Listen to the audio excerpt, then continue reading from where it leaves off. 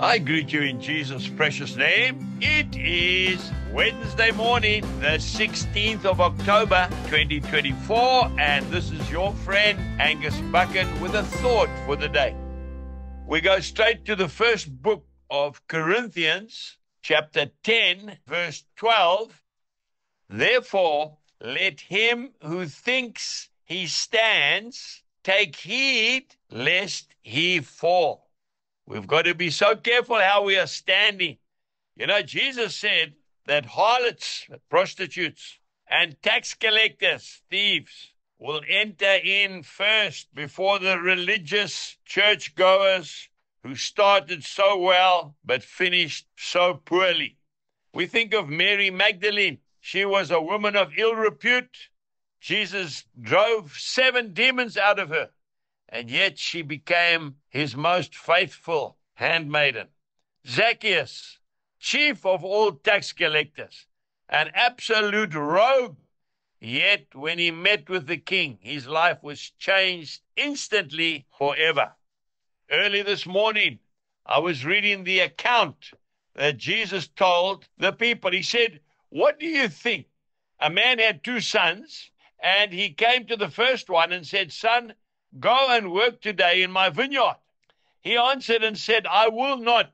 But afterwards, he regretted what he said, and he went. Then he came to the second son, likewise, and he answered and said, 'I go, sir.' But he did not go.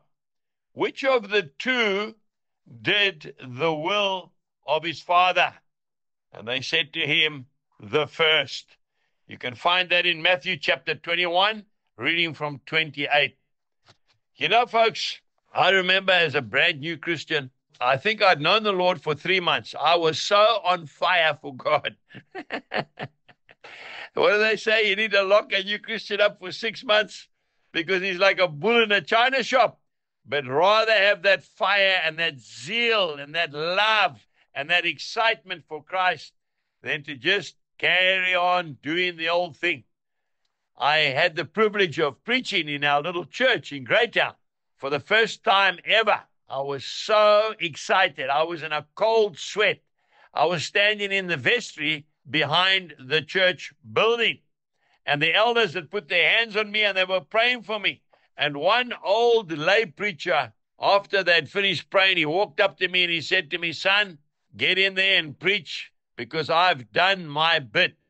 You know, as a brand new Christian, 3 months old in the Lord, I couldn't understand what he was saying. How can you ever do your bit? How can you ever say, "I've done enough for the blood that Jesus shed on the cross of Calvary for your sins"?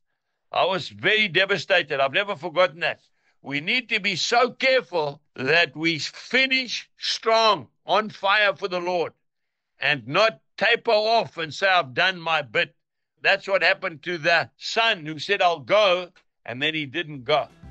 Jesus bless you and have a wonderful day. God bless you. Goodbye.